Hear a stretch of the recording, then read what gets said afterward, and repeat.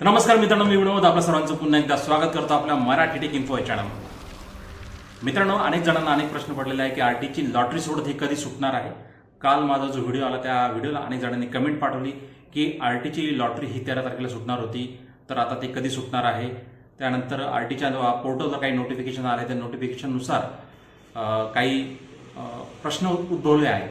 बघा मित्रांनो, नोटिफिकेशन काय आहे. नोटिफिकेशन आहे माननीय उच्च न्यायालय मुंबई जनहित याचिका एल क्रमांक 1488/7/2024 प्रकरण न्याय प्रविष्ट असल्याने सन 2024-25 या वर्षाच्या आरटी 25% प्रवेश प्रक्रियेबाबत माननीय न्यायालयाच्या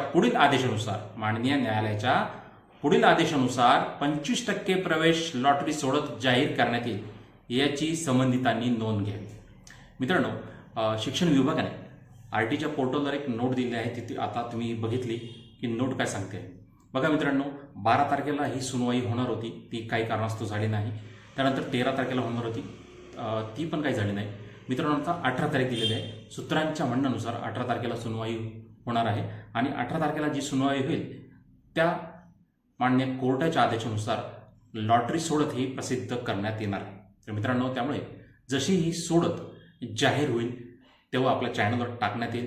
त्यामुळे मित्रांनो, चॅनलला नवीन असाल तर सबस्क्राईब करून ठेवा, लाईक करा आणि जास्तीत जास्त आपल्या मित्रांपर्यंत चॅनल शेअर करा. तर मित्रांनो, आता तुमची रजा घेतो. तोपर्यंत जय हिंद, जय महाराष्ट्र.